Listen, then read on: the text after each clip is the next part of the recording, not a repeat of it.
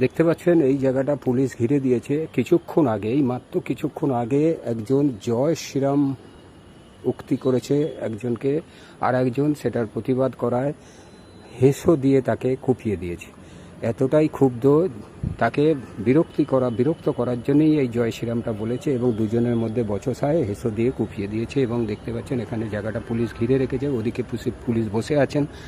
এই জায়গাটা গড়িয়ার, একদম গড়িয়ার আমাদের যে কাজী নজরুল ইসলাম, গড়িয়া কাজী নজরুল ইসলাম, সেই কাজী নজরুল ইসলাম মেট্রো স্টেশনের পাশেই ভ্যালি পার্কের রাস্তায় এই দুর্ঘটনা ঘটেছে।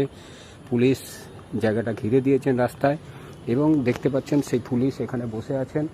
একদম আকস্মিক ঘটনা ঘটে গেল। একজন বিজেপি, তার বিজেপি করার অপরাধের বলবো না, বিজেপি তাকে তৃণমূল সমর্থককে, যতদূর জানা যাচ্ছে এখানকার লোকেদের মাধ্যম দিয়ে, তৃণমূল সমর্থককে উত্তেজিত করার ফল এটা গিয়ে দাঁড়িয়েছে।